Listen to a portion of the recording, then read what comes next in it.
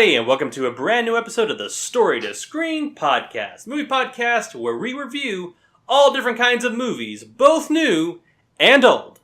I am your host, Chris, and joining me today are the amazing guys from one of the best Batman podcasts out there, the Batman on Film podcast, is Justin Kowalski and Ryan Haas. Hey guys, and welcome to Story to Screen. How you guys doing tonight? Pretty good. Doing well. All right, awesome. Welcome. Thanks for having us, man. Thank you. I know it's been a little while. It's again podcasting. You guys have been doing it for a while. But I'm going to give the floor to you guys. Kind of tell the audience a little about yourself, and just also talk about Batman on Film and how you got involved with that show, because you're kind of like somewhat the second generation to kind of come into the show, because Sean Gerber and some other gentlemen were on the show, but they've kind of gone their separate ways, and you kind of guys have come in to fill in those spots. So, Ryan, we'll start with you. Ryan, we'll start with you. Yeah, I'll just jump in real quick. My story's really easy. Okay, never mind. We'll have Ryan start. Yeah, Ryan, we'll go for it. Okay, well, my story is pretty easy, too. I mean, I've been writing... I've been part of the BOF family since 2006, actually, for a real long time. I've started out writing comic book reviews for Bill on the site, starting off with, like, the Tim Drake Robin series. I wrote a review for, like, every issue of that series from, like, the 1 year later arc all the way until it ended. And then I kept doing comic book reviews for him for a long time. And so I'm always familiar with, BOF and everything. And so when it came time to kind of revamp the podcast and make it, good, we it was a good chance to hop on and kind of make it something good, and that's when I met Justin and all that. So what about you, Mr. Kowalski? Yeah, similar. I've been following Batman on Film for like probably 17, 18, 19 years. 19 years now. No, just kind of inception, right? Yeah, I mean, I started writing for him in 2006, but I've been looking at the site ever since I was in 6th grade, back when it was Jet D60's Batman 5-page. Exactly. And so through the years, I would sometimes do graphic design things for him. I'd send him like a banner or something, like, here, man, here's a banner for Batman and Batman Returns and Dark Knight or whatever. And then about the end of 2015, I think it was, I sent him an email saying, hey, man, I've been looking at the iTunes store and your podcast isn't standing out. Can I do a new logo for you? And he's like, yeah, man, for sure. Like, I'm redoing everything. And then I was like, great. And Bill was kind of like, hey, anything I can do for you? I was like, yeah, man, just give my podcast a shout out if you can. And then he's like, oh, you do podcasts? You should come on the show. And I was like, yeah, let me know. And then he said, yeah, we'll do it for Batman vs. Superman. And then he actually just had me come on like early February of 2016. And been there ever since. Mm-hmm. That's the simplest version of the story.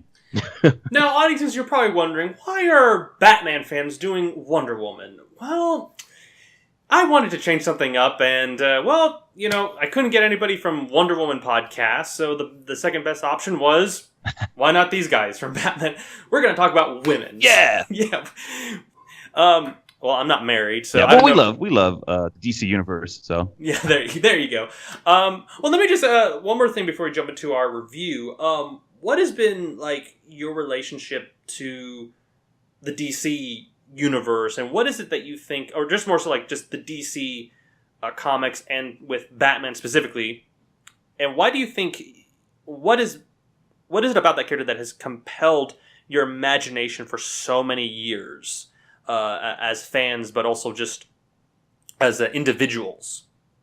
So, Justin, we'll start with you on that one. Yeah, wow, Batman. I've always gravitated towards Batman even before I read comics. From Super Friends, cartoons, kind of grew up on that, and the Adam West, 60 show. I don't know what it was. I just love Batman. To me, when I was younger, I didn't understand how people didn't like Batman. If like you didn't think he was, the greatest superhero. And then when I started buying comics, it was weird that people didn't read his comics. So to me, I've always been inherently just drawn to the character, and just kind of followed me through my adult life, and just makes sense to me. I like the idea of he's just a guy. I mean, everyone kind of says that he's just a guy, and I obviously don't relate to him because, my parents weren't murdered in front of me and I don't have billions of dollars. And but I just think it's an interesting concept, and I like it. The same reason I like Daredevil. I just kind of like the street level, and I like that part of it. But then I also like how he can mix it up with the most craziest of crazy scenarios. Because I think whereas he might stick out like a sore thumb, I like that about him. Like, I like that he can go up against Martians and figure out how to take them down because he's the greatest detective and he can always figure out some type of way. I make a joke and it's super broad and it's super unrealistic, but I'm like, if Batman came across Galactus, he would take him down because he's Batman. Yes. Yeah, well, that's a given. Ryan, what about you?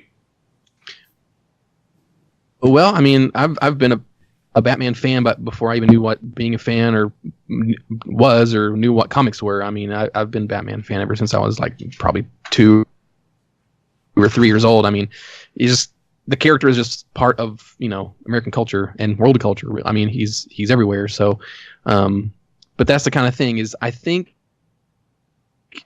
Batman himself is such a malleable character. He kind of works across ages and time periods and mediums. Like he works in comics and games and movies and the 60s TV show and animation and stuff. So I mean, I was first exposed to him with the 60s show, as a kid, and just kind of grew into liking the character and kind of grew up with it because every time I would technically age out or age up from the next thing, like Batman's kind of always there's always some kind of Batman thing that you can relate back to. So I kind of grew up from the watching the 60s show and reruns to Batman the animated series to the movies, and then getting into comics. And of course that's going from Batman into the wider realm of comics is how that works. You start know about Batman, but then eventually I got into actually reading Batman comics. And then the thing that got me into the wider DC universe itself was Jeff Johns' Green Lantern work, because when that was I read Batman comics monthly, starting in 2003 with the Hush storyline. Like that is what made me a monthly comic book reader. Then I didn't really read anything else, as it came out other than Batman until around the time the Sinestro Corps War came out with Green Lantern. Everybody was like, this is such a good story. Like he's reinventing Green Lantern. Like it's just so incredible. It's something you have to read. So I went back and got all the trade hardcovers and trade paperbacks and that from Green Lantern Rebirth all the way up until the Sinestro Corps War, and then read all that, and then got current with Green Lantern, and then from there it just kind of exploded into like, well, what else is good? Okay, I'll read Superman. What else is good? Okay, I'll read Wonder Woman. What else is good? Okay, and so from then it's just like DC, all DC stuff, just comics every week. Sure, absolutely. Anyway, guys, well, thank you very much for just kind of giving us a little bit of your insight and kind of telling us a little bit about the fandom and your love for the Batman. But let's transition into the Cameron Diaz movie, The Other Woman. No, we're not going to talk about that movie. Wonder Woman, okay, folks? We're going to talk about Wonder Woman, the new film from Patty Jenkins. The Mask? Oh, don't worry. Awesome. Woman of the Year from 1946 with Spencer Tracy and Katharine Hepburn. No. Wonder Woman, folks, from Patty Jenkins.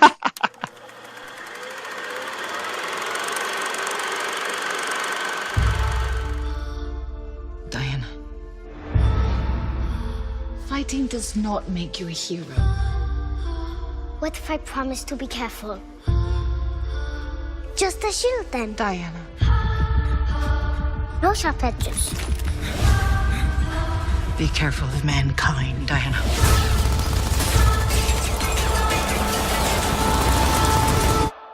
They do not deserve you. You've told me this story.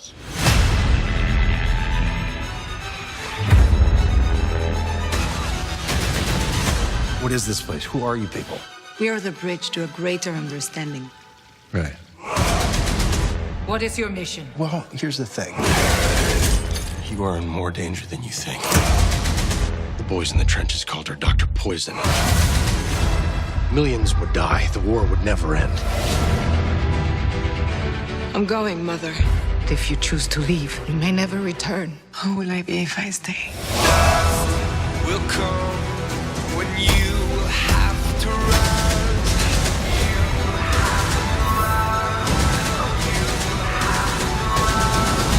To the war. Well, technically the war's that way, but we gotta go this way first. How can a woman fight in this? Ooh. Who's this young woman? She's my,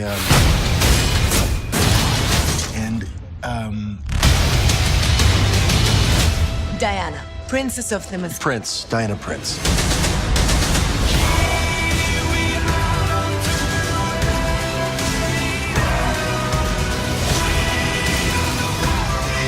If you believe that this war should stop, help me stop it right now. What are you? You will soon find out.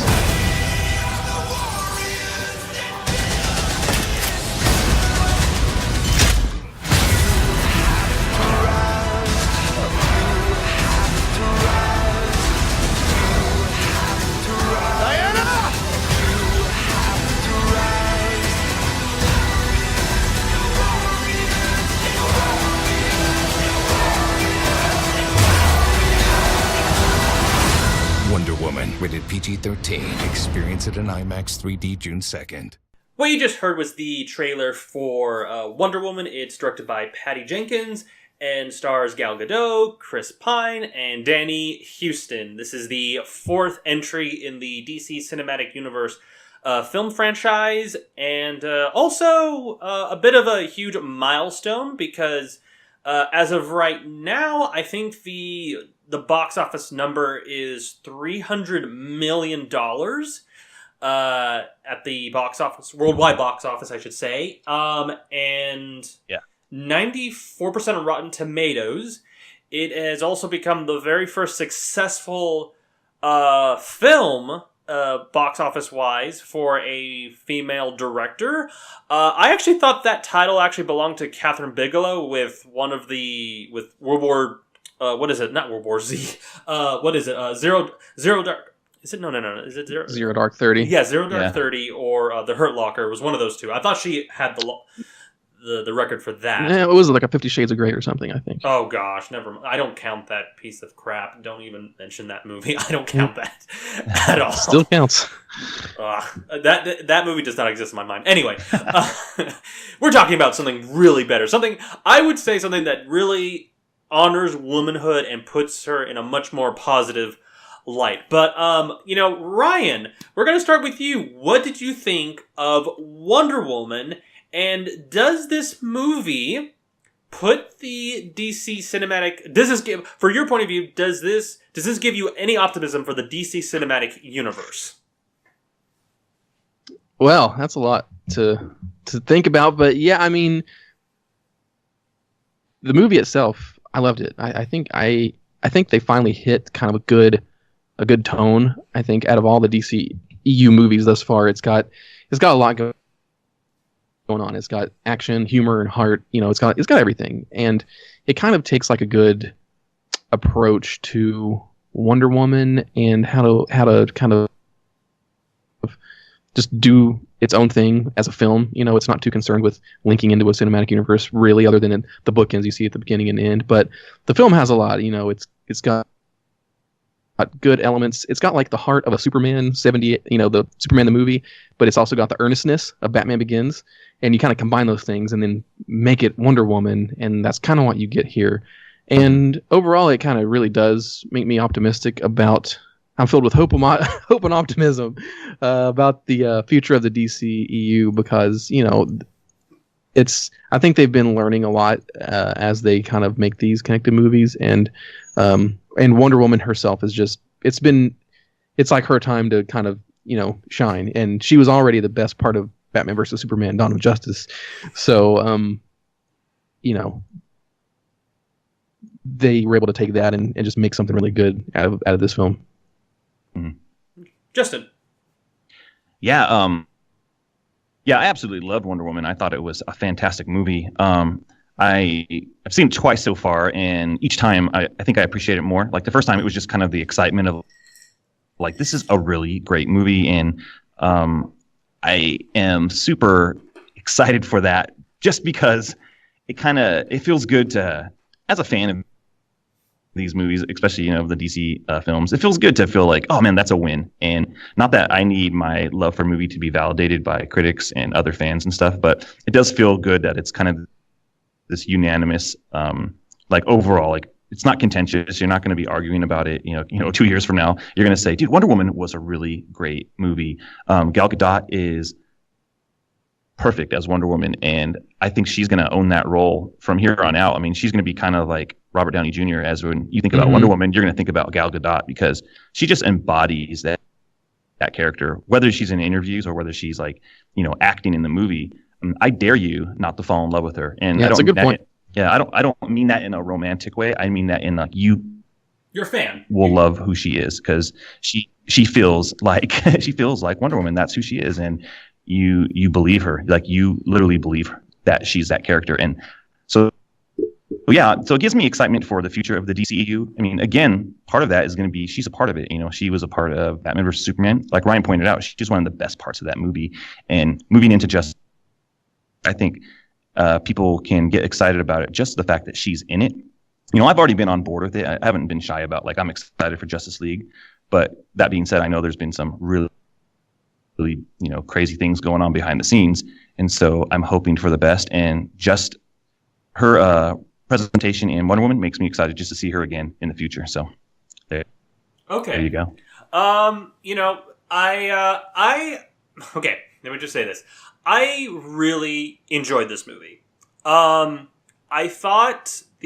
love the first two acts of this movie because I think it establishes character relationships, world building, and I think even just the character arcs are fantastically handled so well. And the movie that actually I couldn't help but find that it was very similar to Captain America, the first Avengers at times.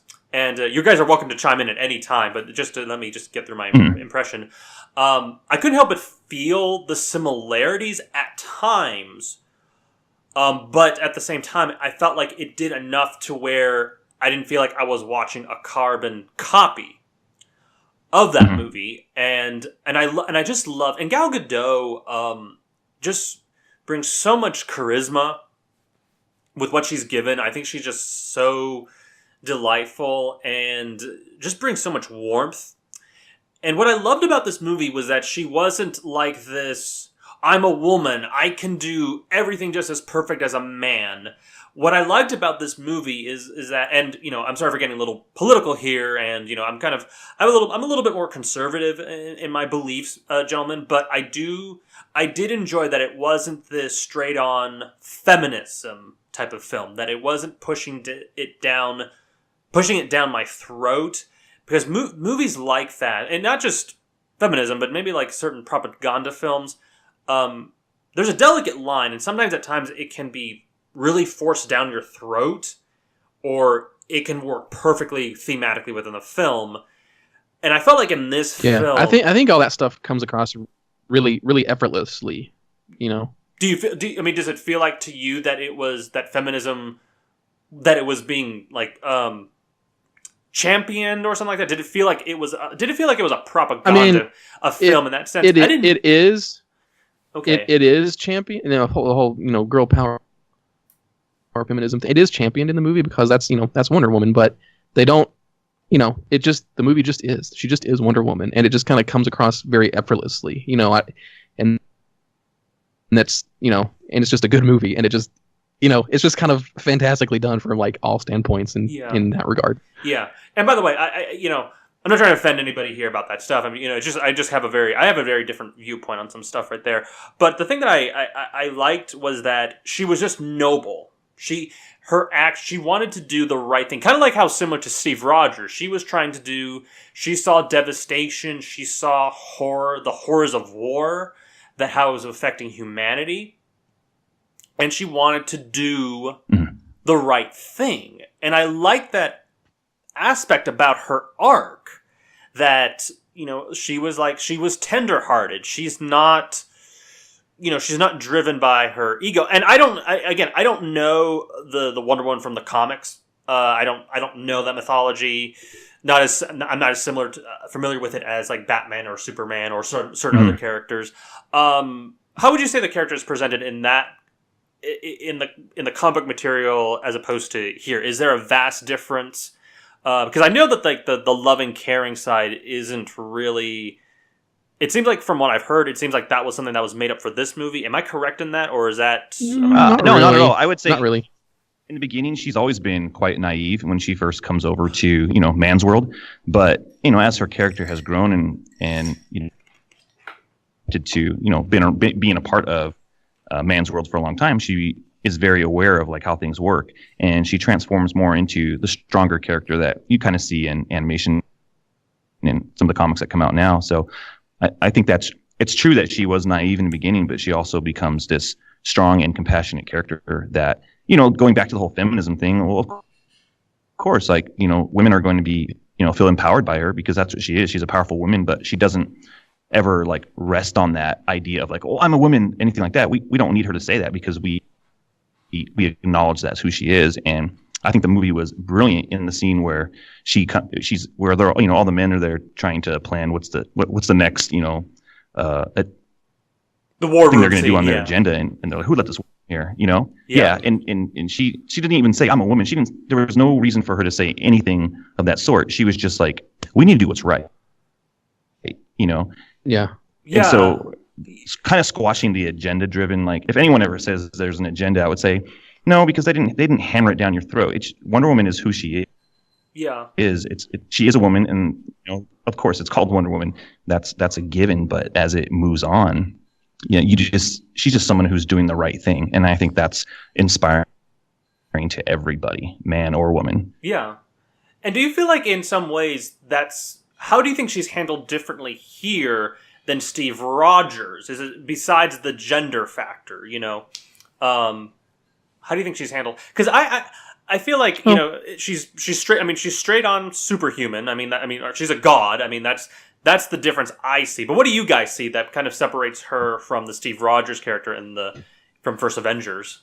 I think that's kind of you just kind of look at their creation and their kind of backstory and everything. Because they do have different viewpoints. I mean, she's raised as a warrior from the get. So she's in this, mythical Amazonian kind of warrior princess kind of thing versus Steve Rogers, who's has these it's this decidedly American slant to it. Obviously, he's Captain America, and he's raised as an American, and he's a soldier first, or he wants to be a soldier, and then he gets the super. And it's kind of more of a thing where it's like, for Captain America, it's more like, I was a common guy, but now I've got these superpowers, and this is kind of what I want to do is the right thing. And it's almost kind of the reverse for Wonder Woman, where she's like, I've got these powers and I want to do the right thing in some ways. Well, and I think it was It was great that they did it in World War I instead of World War II. I mean, I think that was an obvious choice. It's kind of brilliant, honestly. Oh yeah, it makes so much more sense with the way that's the first war with mechanical, like in terrible weapons. Your mustard gas and all other stuff. I think it was smart for two reasons: A, to distinguish it from something different, and B, that really makes for it to be a better story. But beyond the worst time setting, I mean, every hero that was created in that time era had a World War II origin at some point. I think Captain America is the one that's really tied to it. You can take any other character and pull them out, but Captain America has to be from World War II. Yeah. Wonder Woman can be placed anywhere. I mean, they could have put her in the Gulf War if they wanted to, but I think it makes more sense to put her in the First World War because just the entrance and what it meant for the world at that time. I think it was very smart, and it just worked really well with the entire mythos. Yeah, and maybe here's something else I'd like to push down. Yep. And they were even able to do stuff like We're gonna go. Go ahead. Oh, I was just gonna say one thing quickly. What I liked about them placing these characters, the Steve Rogers characters in World War One and World War II, and Wonder Woman in World War One. I'm sorry, man, I'm mixing up right here, and I know my history pretty well. What I liked about was that it works. How Steve works in that time period is because that was that was the ideal of what men wanted to strive for. They wanted to strive to do the right thing in that point in time, because that was a call for, especially like with the American people, for the American men, they wanted to serve their country. They wanted to do the right thing, to liberate and to save, these foreign countries who are being under the thumb of this dictator, Adolf Hitler. And Wonder Woman, and why she works there, and why and I love how they bring in the innocence, the kind of this naive kind of innocence to her, is because in a sense, when World War I happened, there was a sense, the 20th century was like there was like a sense of innocence to it. And just the books that I've read about that time period, and just some of the stories and the movies that I've seen that take place during that time period, there was definitely like this sense of genuine innocence in the world. And the movie that I'm thinking is like War Horror, something like that. When you look at England and all that, and America, or Sergeant York, those type of movies, you get a sense of an innocence. And I like how that innocence is kind of reflected in Diana, because she is kind of bearing that innocence that was around that time period into her character, and it's kind of and bringing into that setting. Does that make any sense, guys? Oh yeah. So that's what I kind of found interesting about, and I don't know if that was something that Patty Jenkins was thinking about. Probably not, but I mean, I would assume she would try to make some like kind of interesting little thematic connection right there, maybe. But yeah, so I love the look of this film. The look of this film is gorgeous too. Like in the I mean, like. She managed to. You could definitely tell that she watches Downton Abbey. The Saving Private Ryan. All those great war movies. And she managed to capture the vibe, but she didn't make it bleak. She made the situation bleak, but she didn't make it glum in the sense of like what if this was Zack Snyder. This would have been a much more glum, much more dour movie. And I think what she manages to bring is a much more optimistic piece into this world that I think that it honestly needed. And I don't know if when this movie went into production, you guys might know this better. When did this movie go into production? Was it before or after Batman v Superman?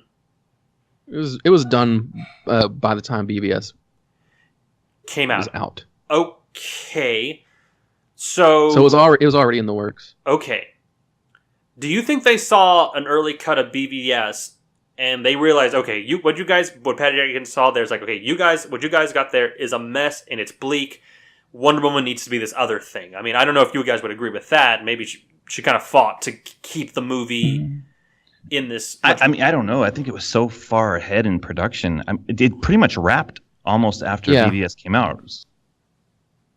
I think Patty Jenkins was able to kind of have enough leeway to put her own stamp on it, and I think I think Patty Jenkins just want to make a good Wonder Woman movie first and foremost, and she's been trying to do that for years.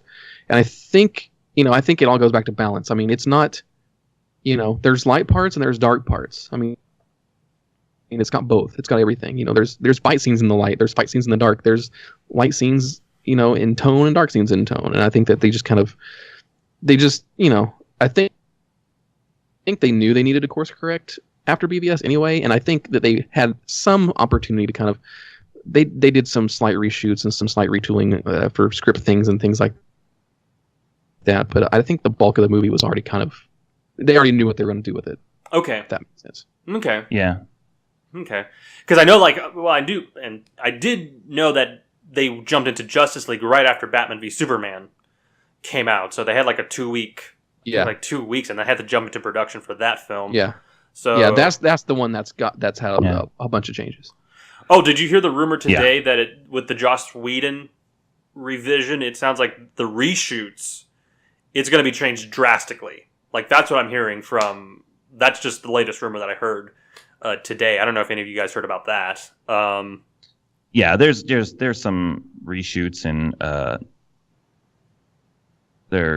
they're filming new content for the film, but yeah, but that's a story. I wouldn't even want to get into that. Right now. Let's talk. We can maybe talk about that a little later on. But what were some things that you guys really enjoyed? Like, what were some other things that you guys just absolutely loved about this movie, Justin?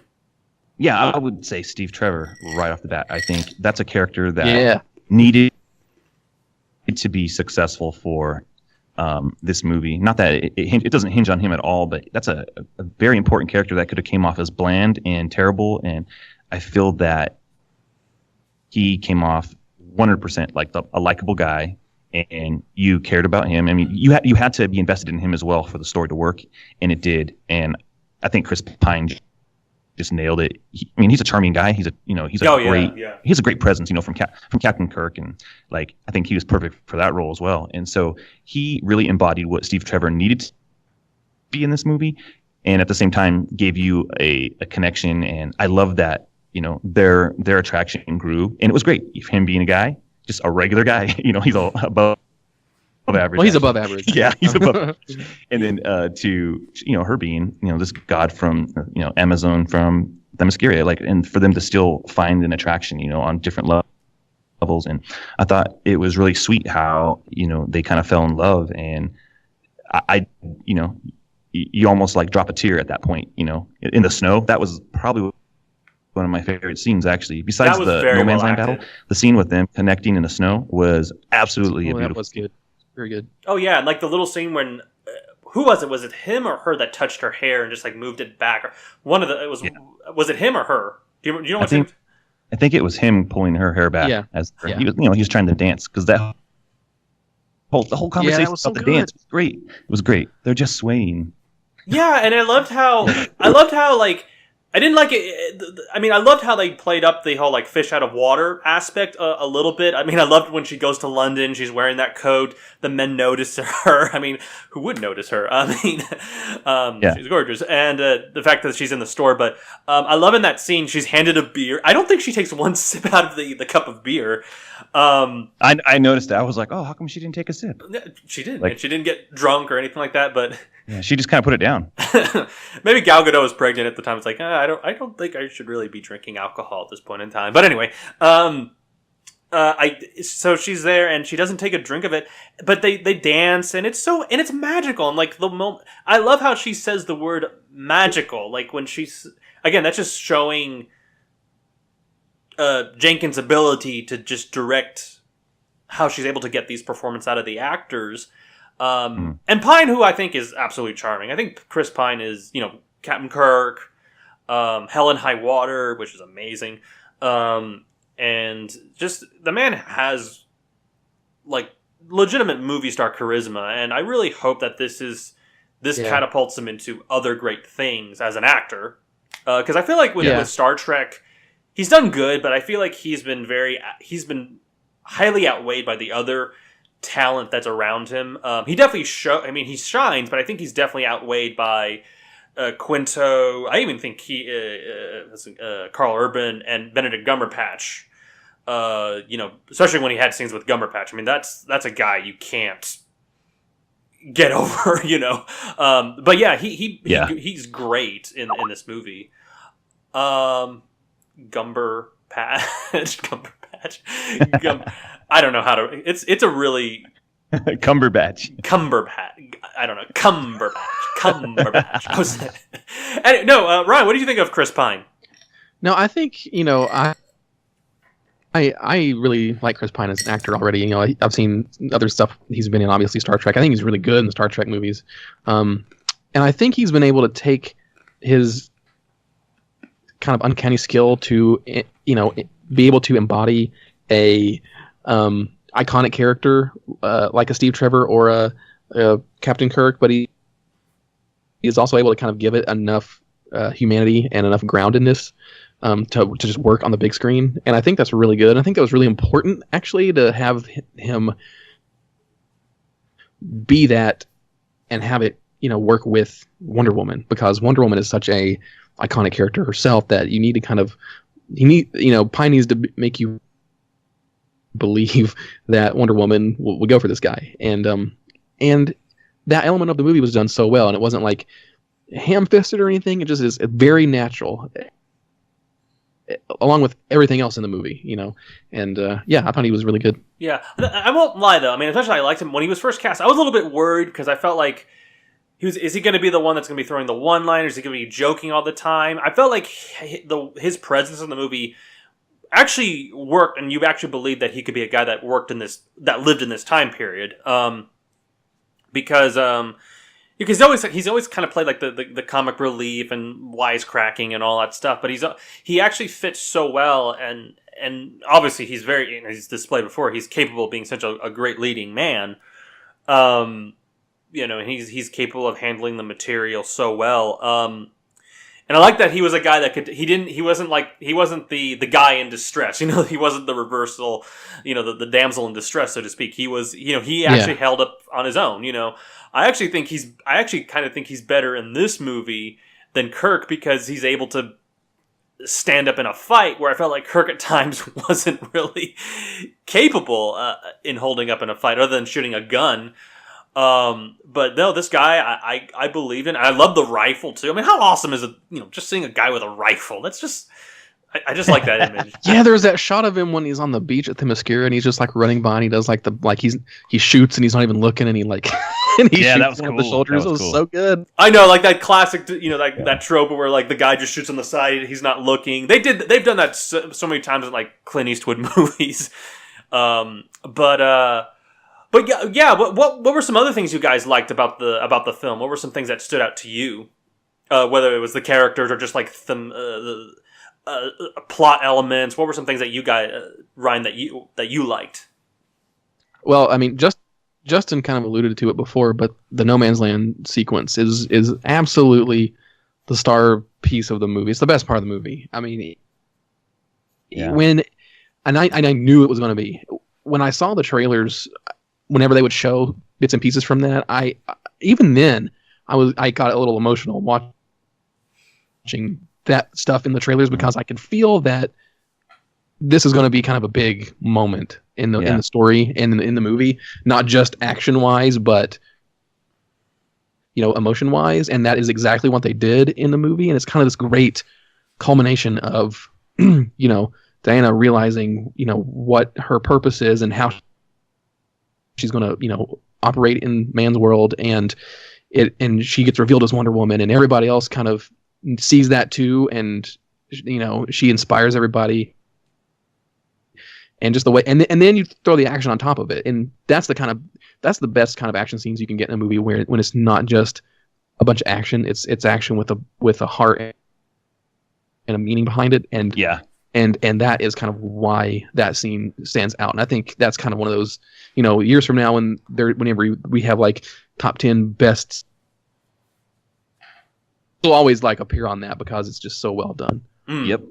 Yeah. I wanted to say I loved Steve Trevor's crew of misfits. Samir and Charlie and the Chief. I thought those characters were good too, and they didn't take over the movie, but it was good to have this like his basically his Howling Commandos with him. I like that. Now, don't you think? I mean, although they were a little bit like maybe a little bit too maybe a little stereotypical kind of, but I also feel like it was still well done, and I think that it lends credence to the whole World War I kind of aspect to it as well. Mm-hmm. And I think a lot of good movies, a lot of other movies that do things like it instantly reminded me of things like Indiana Jones, where or even Star Wars, where there's like a ragtag kind of crew or rogue one. But I like that really good.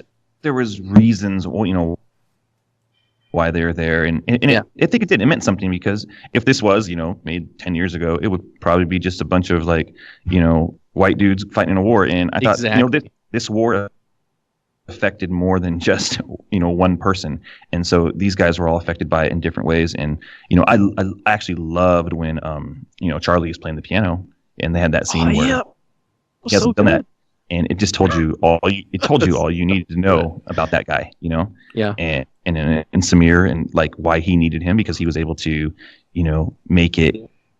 He was able to he said he wanted to be an actor, and he was able to like get information by using his skills, So I think he was like supposed to be Moroccan or something like that. And so he was a friend that, Steve Trevor was able pick up in his travels. And so I liked all of that. And I thought those guys, again, fleshing it out, giving it a little more of a balance of, of characters, but you didn't take 20 minutes to explain who they all were. No, it was it's felt very effortless. natural. Yeah. What was it? Yeah, and it makes that the Wonder Woman photograph, the instigating photograph, it makes that photograph that much better, because now you know the story of not just Wonder Woman and Steve Trevor, but all these other people in this photograph meant something, and what their story is. And I think that's really good. I actually think the photograph. Yeah. And then the other thing I love. Oh yeah, go. Oh, I was just gonna say the photograph. I feel like, as cool as it was seeing these other guys, I feel like that to me was probably one of the weak parts of the movie, because I feel like the sniper guy, because he's not shooting. He's kind of having this problem where he's not able to control himself, and he's not able to shoot straight. And you don't really get a payoff right there. With well, that. I think the payoff. I don't think that, but I think him playing the music was the payoff. That was what he had to offer. It wasn't that he can shoot straight or he was. That's a good point. That's a good point. Yeah, I think what the winning point was, him playing that music sets up everything just for even Steve Trevor and Diana, as there's that moment where the music is playing and they're like, I haven't heard him play music in a long time. I think that kind of revealed that's who that guy is. He may be a sniper, he may never be able to do that again, but his true skill is playing music, and so that's kind of what I pulled out of it. Okay. I want to return to this just a little bit, but I just wanted to talk about what was the other thing I wanted to talk about? I feel like the Holland Command. I'm just going to call them the Holland the WW Holland Commandos because I don't think they really. I felt like these characters didn't really resonate with me as strongly as maybe the guys from Captain America, and maybe because it was just like. Oh, maybe it's because, as a fan, I'm like I know what they're trying to do. This is their version of the commandos from, Captain America. I feel like it does a little bit better there. But I think at the same time... I lost it. What was that again? Oh, what I was going to say was that I think this movie does... I just said I lost it. Oh, okay. What I was going to say was that I feel like this movie... What it does better is that maybe it limits itself to how many were there? 4 of them? Yeah, 4 of them. Wonder Woman. The 4 guys. Including Pine, but also 5. Including Wonder Woman. And I think it. You don't have all these other guys. Maybe 6 of them running around, and it does limit them to a little bit less, so you don't have to. In your mind, okay, who's who? I think you have a much more clear cut of who these guys are at times, but I don't feel like that impact is as emotional at the end, because I actually thought that these guys were going to be dead at the end. That's where I thought this was going to be going, and I thought Wonder Woman's arc, because this is going to tie back into what I was going to say about Wonder Woman and her whole arc. I thought because, she comes from this world where, she's not taught... At first, her mother, which played wonderfully by Connie Nelson, who I just like that woman a lot in Gladiator. I mean, that woman is fantastic. She's not trained to be a warrior. She's trained, she was trying to have her live out her childhood, and live it out, and maybe when she's a woman, potentially become a warrior or, something. It seemed like to me, she wanted the mother was trying to steer her away from that. Well, obviously because she's a weapon of mass destruction, but she was actually. I felt like maybe she was just trying to leave her out of that world, so that she wanted to focus on the compassionate side, the human side of her, of Diana's nature. You know what I mean? And I felt like she was trying to elevate that a little bit more. But then, but her compassion. I actually thought her compassion would be her weakness at the end. Actually, and I liked how that, because at the very end, she finds out, because her whole thing throughout this movie, oh God, Ars is behind this, the god of war and all that stuff is behind all of this, and when she kills Danny Houston, she kind of realizes. I thought it was going to be a much more stronger point where she realizes that, oh no, I killed a human, kind of an innocent human being, who I mistook for something else. My compassion and the stuff I'm trying to do for this, the right stuff I'm trying to do, I was blinded by that. Like, I actually thought that was going to be her downfall in the third act. But it doesn't play out that way. Because, you know, like in Batman v Superman, she kind of hints that she says, like, I left 100 years ago, I left humanity behind me.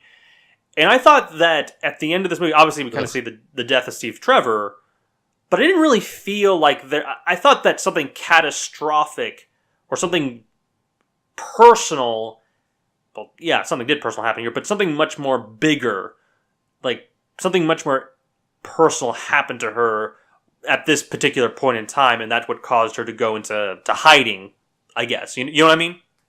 Yeah, no, I think you're kind of floating around where it is. I think, you know, Steve Trevor plus that, you know, there is still war going on, and it wasn't Ares. It was, you know, people are intrinsically bad.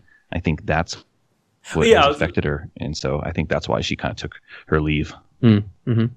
Okay, but do you feel like at the same time her, do you feel like at the same time that it didn't really connect it? Like when you saw Batman v Superman, when she kind of hints at that stuff, did you feel like something bigger was going to happen? Like, okay, like when we get into this movie and by the end of this film, something massive is going to happen to where... Yeah, I felt like the payoff there wasn't... I felt that part of BVS, I felt like, well, they got the character wrong. Just like a lot of things they did with Batman and Superman, I felt they just got wrong with the character. Okay. And in some regard, I feel like they kind of ignored that a little bit in the movie. Like I don't think that they were too beholden to it, and maybe they could explain more in a future movie. But I don't know if they've just kind of retconned some of the meaning of that or what. But okay, yeah, that was one thing. It's kind of a weird connection. Yeah, to be honest. Well, I would say that death of Steve Trevor is a pretty significant loss. I mean, I'm not. You could go and you can connect it anywhere. I mean, you could say that she avoids helping people so she doesn't get too close or lose anybody. Or again, going back to like, you people are messed up, and I don't know if I want to help them. But the fact that they're like, okay, we're gonna fight against something, you know, big. Let's do it. Yeah. Okay. Now the one thing Danny Houston. Look, I wouldn't have minded him being I mean, he was the bad guy, but I thought he was wasted big time in this movie. And I like Danny Houston a lot whenever I see him and stuff. Yeah, I think it was a misdirect. Yeah, I think that they expected you to think that, and everyone was kind of going in there thinking he's going to be Ares, and then I think that was on purpose to cast somebody such as himself to be kind of not a throwaway, but like he wasn't the main guy, and it was kind of like, oh, well, that was surprising. Yeah, but the moment, like the second scene where when he's with the poisonous gas, Dr. Poisonous, or what was her name again? Dr. Poison, something like that. Dr. Poison. Dr. Poison, which that's kind of a bit cliche, but anyway, no, she. That was their nickname, though. Nickname. They kind of named her that. That was. That's what, and for all the movies that we see, like, no, don't call me this. My name is now, Metallo, or the movies where we see like the newspaper's calling him this or whatever. I think that it was a pretty clever way of saying. Yeah, boys in the they're not going to call her Doctor. The boys in the trench call her Mr. Poison. I think that was a great one-line, perfect like screenplay sentence in my opinion. Yeah, because even Sir Patrick, or AKA Ares, calls her that at that when he meets them. Okay, he's Dr. Poison, because it's kind of like they all know her as this like goofy scientist. Yeah, like the moment I was gonna say, like like when you mentioned that guy, the professor, the doctor, not the doctor. The guy who was actually the real bad guy. When he was looking at Diana, like in those scenes when she came into the console room, and when she had when her and Pine, or whenever he came into the bar and he handed Pine the money, and the way that he looks at her, I'm like, there's something weird going on with this guy. I think he could be the villain, but I'm not 100% sure. They're just the way they was looking at her. It was more than just like, like, oh wow, beautiful woman. It's like, hey there. I think it was totally like, I have an idea who this is. Yeah, So, but the thing, actually, I thought the Danny Houston stuff didn't really work for me. Especially like the moment when he breathes in the the superhuman liquid, whatever is the gas or whatever that was. He just snaps that, and he snaps that, and then he just breathes that in. That was something that when that came in, and he was like superhuman, and he was able to punch Wonder Woman and all that stuff, and they got into that fight. That whole thing kind of lost my interest with the character. I don't know why. I would have been content with him just being physically in the shape, ours taking the shape of that character and go from there, or that he could jump back and forth from human bodies. You know what I mean? Like, I would have been perfectly fine with that, but they did what they have to do. So yeah. I'm just trying to think of I can see that. Okay. Now the one thing. Oh, I'm sorry. Okay, what were some things you guys just did not like about the movie at all? What were some things that just did not work for you? The scene. Okay, go ahead. Justin, go ahead. I don't think me and Ryan have talked about this yet. We haven't. And so I'm wondering if this is the same thing. The one scene. Oh my gosh, this is the one part I was like, that was kind of dumb, where Ludendorff and Dr. Poison kind of do this Rocky and Bull. Oh yeah, I know what you're talking villain about. Giggle when they throw the mask in the room. Oh yeah, get the poison, Bullwinkle. Yeah. So, that was the one part I was like, they could have cut that part out. Oh, dude. But overall, I mean, that really was it. That was my only big complaint. Oh, dude, like that scene. That's when, again, like stuff that was losing me. Like they throw the stuff in there and then they run up the stairs.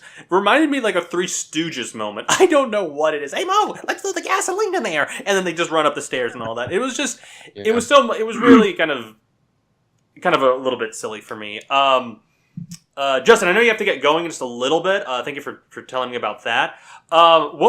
But before you go, you have still 10 minutes, right, with us? Yeah. Okay. I think that we can finish in 10. Okay. Yeah, and maybe Ryan, you can stick around a little bit more, because I want to talk to you if you have a little bit of time. We can talk a little bit about Justice League. But the one thing I was going to say, the third act just did not work for me at all. That was one thing I just did not like. The third act, I mean, it was full on CGI monster fight. I understand that's like you need to have a big fight. The first two acts were working so well for me that final act, when it was all about because it became like the third act from Thor. However, the brilliance, what I really liked about that was the actual message of the film.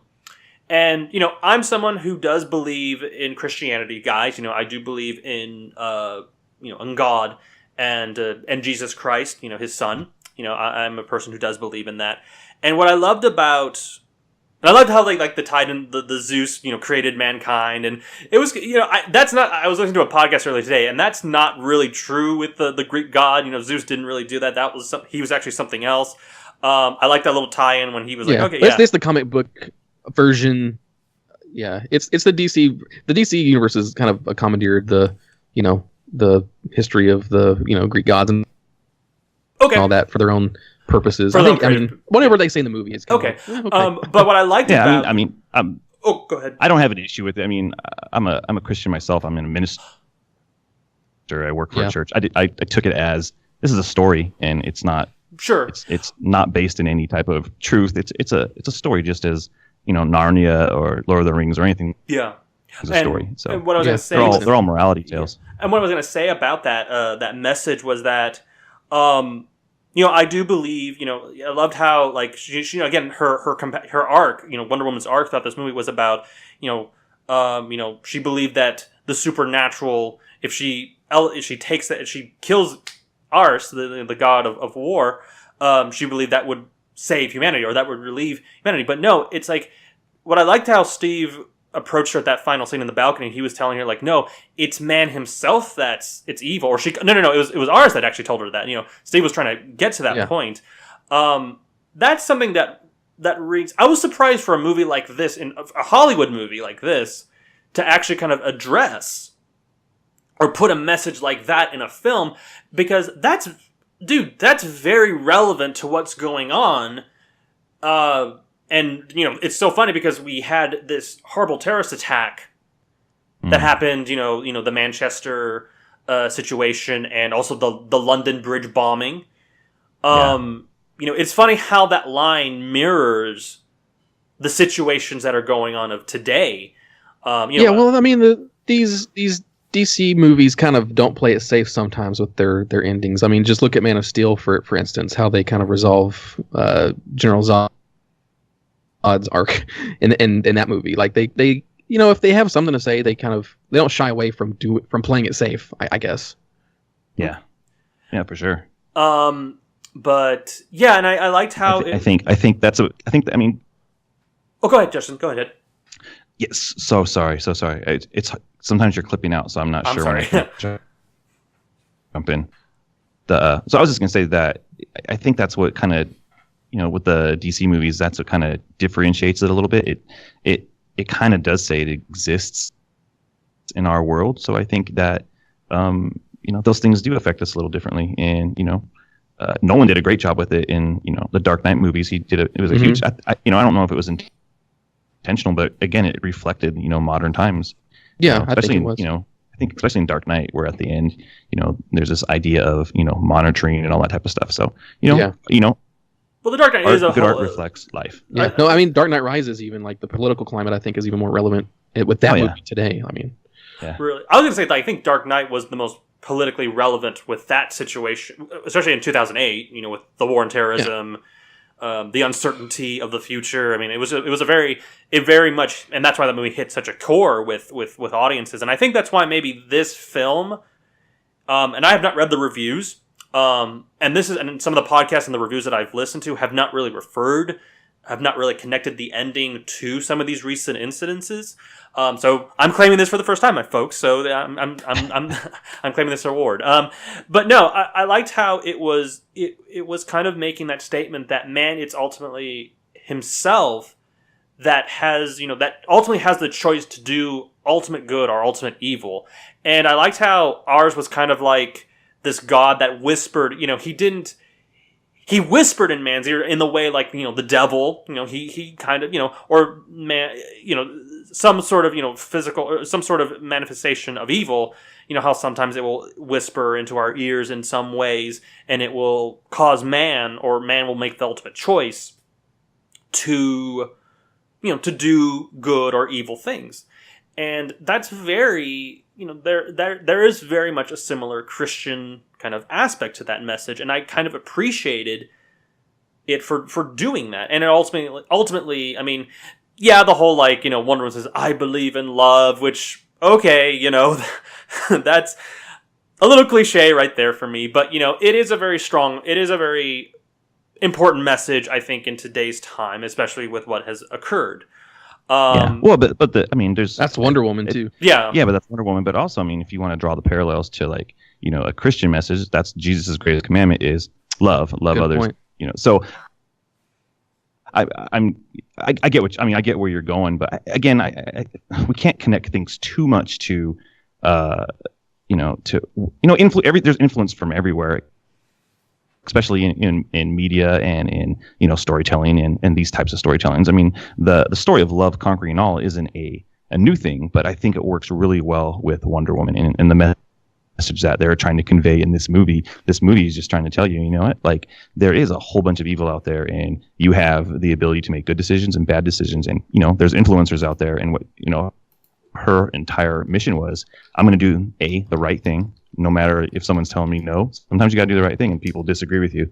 And B, I'm going to love people in the end. That's how we're going to win this out. If, and it is super cliched, but it's the hardest thing to do, right? If we could all, shake hands. And that's why I loved Chris Pine's, buddies. They're all different and everything like that. But they all had this common goal and they all loved each other. At the end, they were all like hugging. It looked like they were all hugging and celebrating together. Mm-hmm. That was another great moment by those guys. And I was like, there it is. So, but anyways, yeah. So that being said, man, Wonder Woman, I think it was a fantastic movie. It was a great addition to, the DC movies they're building. I hope it's indicative of what comes up next. And I can't wait for some more, Okay. Justin, do you need to get going right now? Or Ryan, how much time do you have do you want to stay around a little bit? Because I want to talk to you a little about Justice League, because how can we not talk about this movie and talk about Justice League in the future of the... Do you have a couple minutes? Yeah. Well, we I mean, I know Justin has to get just a little bit in about the future, but I got to duck out too. Oh, okay.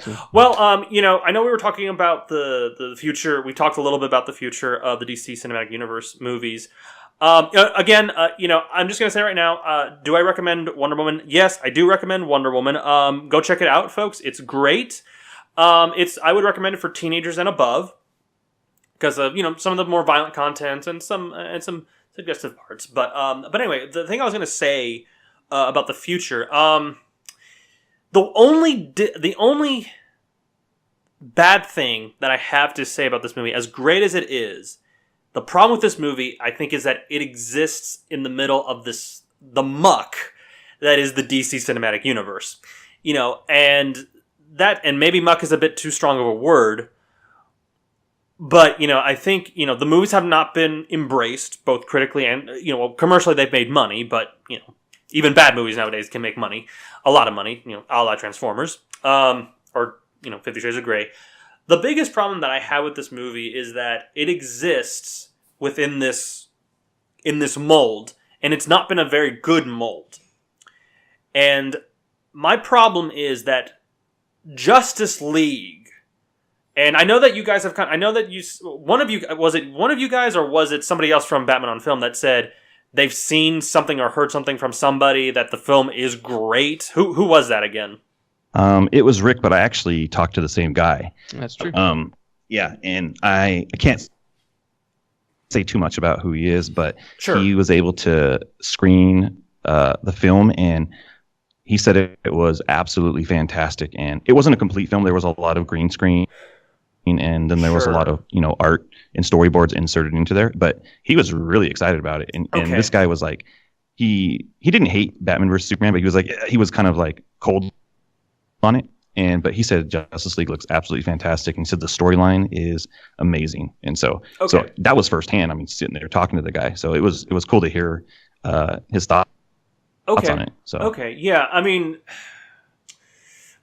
Justice League has to work, and I'm in that boat that I'm still not convinced it's going to work.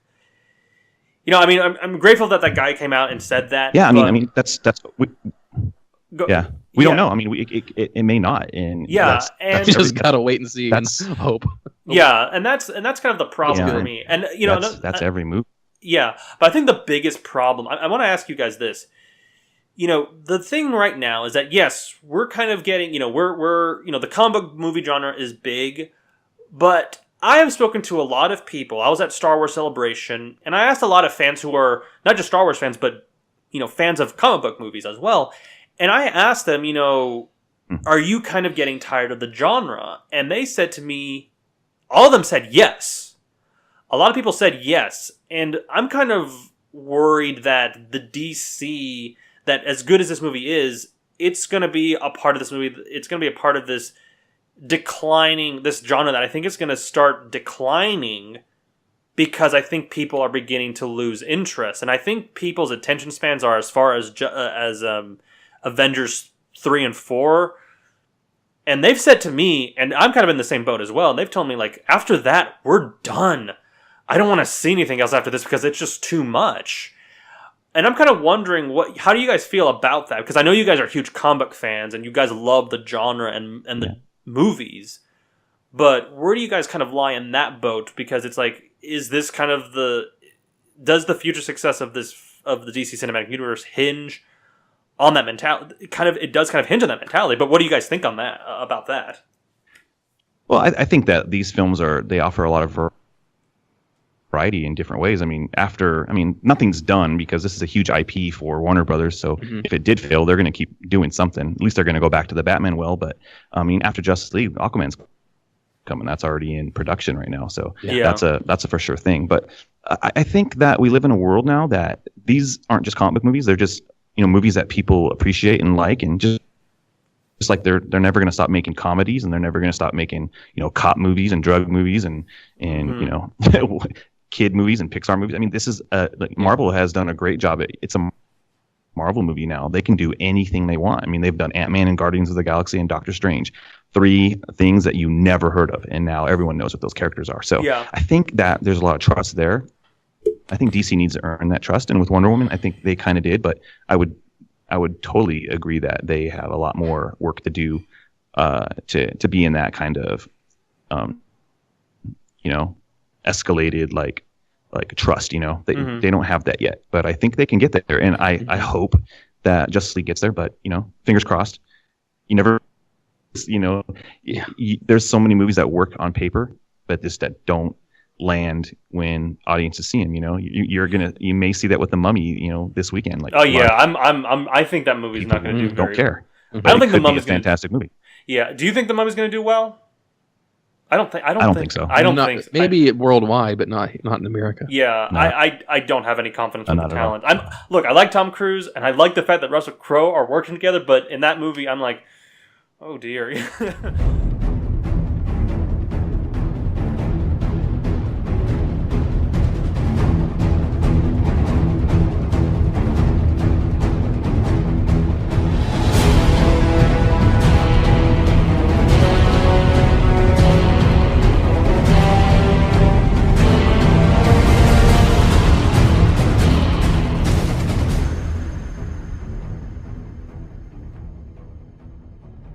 Well, ladies and gentlemen, we're going to go ahead and close out for tonight's show.